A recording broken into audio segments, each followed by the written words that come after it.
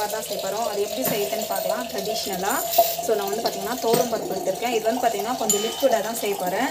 சூப்பராக இருக்கும் taste. So இது வந்து பார்த்திங்கன்னா நல்லா வந்து வாஷ் பண்ணி எடுத்துக்கலாம். ஸோ நம்ம வந்து பார்த்திங்கன்னா டமாட்டோ வந்து போட்டிருக்கோம். டமாட்டோ வந்து கொஞ்சம் அதிகமாக எடுத்துருக்கேன். நான் வந்து புளி போட மாட்டேன். ஸோ இந்த மாதிரி வந்து கட் பண்ணி வச்சுக்கோங்க. ஸோ தட் சீக்கிரமாக வந்து வேகும். சீரகம் வந்து போட்டிருக்கேன். ஸோ மஞ்சள் பொடி வந்து போட்டிருக்கேன். இதுக்கு வந்து பார்த்திங்கன்னா நம்ம வந்து தேவையான அளவுக்கு தண்ணி வந்து விட்டுக்கலாம். ஸோ இது வந்து பார்த்திங்கன்னா சூப்பராக இருக்கும். அந்த சாம்பார் எக்ஸலண்ட்டாக இருக்கும். ஸோ இதுக்கு வந்து பார்த்திங்கன்னா நம்ம பெருங்காயம் வெங்காயம் அதெல்லாம் வந்து பார்த்திங்கன்னா நம்ம தாளிக்கும் போது வந்து போட்டுக்கலாம். அண்ட் இன்னொன்று வந்து பார்த்திங்கன்னா மிளகா பொடி நம்ம போட்டுனில்ல, மிளகா கிள்ளி போட்டு தான் வந்து இந்த சாம்பார் வந்து செய்வோம். நம்ம வந்து பார்த்திங்கன்னா ஒரு 3 to 4 விசில் வர வரைக்கும் க்ளோஸ் பண்ணி வச்சுக்கலாம். நம்ம வந்து பார்த்திங்கன்னா நல்லா வந்து வேகட்டும். ஒரு 3 to 4 விசில் வர வரைக்கும் வச்சுக்கலாம். அப்புறமா பார்த்திங்கன்னா நெக்ஸ்ட் ப்ராசஸ் வந்து பார்க்கலாம். பார்த்திங்கன்னா நம்ம வந்து சூப்பரான இட்லி டோ வந்து ரெடி ஆகிடுச்சு. ஸோ இது வந்து பார்த்திங்கன்னா நான் மத்தியானத்துக்கு தான் வந்து இட்லி போட போகிறேன்.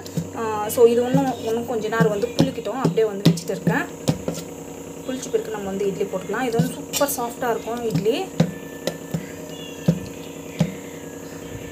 ஸோ அப்படியே வந்து விட்டுடுங்க. பார்த்திங்கன்னா இப்போ வந்து குக்கர் வந்து ஓப்பன் பண்ணி பார்க்கலாம். ஸோ நல்லா வந்து வெந்துருக்குது. ஸோ தண்ணி வரைக்கும் ஷிஃப்ட் பண்ணிக்கிட்டு தண்ணி ஷிஃப்ட் பண்ணிக்கலாம். தண்ணி ஷிஃப்ட் பண்ணிவிட்டு கடைஞ்சிக்கலாம். ஸோ நல்லா வந்து கடைஞ்சி விட்டுக்கலாம்.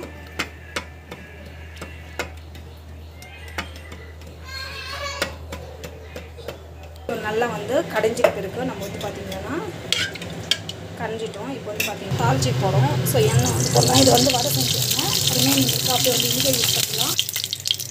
எண்ணெய் வந்து நல்லா காஞ்சிருக்கு. கடுகு சீரகம் வந்து ஆட் பண்ணிக்கோங்க. ஸோ வெங்காயம் அப்புறம் மிளகாய் ஸோ போட்டு நல்லா வந்து வதக்கிக்கோங்க.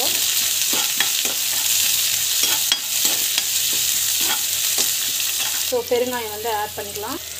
ஸோ நம்ம வந்து சால்ட் வந்துட்டு தேவையான அளவுக்கு சால்ட் வந்து ஆட் பண்ணிக்கலாம். நல்லா வந்து வதக்கிட்டுக்கோங்க. ஸோ நல்லா வந்து வதங்கின பிறகு இந்த அளவுக்கு வந்து நல்லா வதங்கின பிறகு அடைஞ்சி வச்ச கருப்பு வந்து ஊற்றிக்கலாம். ரொம்ப கெட்டியாக இருந்தால் நல்லா இருக்காது. கொஞ்சம் லிக்விடாக இருந்தால் தான் வந்து பார்த்திங்கன்னா டேஸ்ட் நல்லாயிருக்கும். சூப்பராக இட்லிக்கு தேவையான சாம்பார் வந்து தமிழ்நாடு ஸ்டைலில் வந்து ரெடி ஆகிடுச்சு. இதில் வந்து பார்த்திங்கன்னா மிளகா கிள்ளி போடுறது தான் ஹைலைட்டு. சூப்பராக இருக்கும் இட்லிக்கு இந்த சாம்பார். ஸோ ஒன்றா தண்ணியாக வேணால் கூட தண்ணியாக வச்சுக்கலாம். பட் இது வந்து போதும். ரொம்ப தண்ணியாக இருந்தால் கூட அவ்வளோ நல்லா பர்ஃபெக்டான சாம்பார் வந்து ரெடி ஆகிடுச்சு. வீட்டில் ட்ரை பண்ணி பாருங்கள். Thank you so much.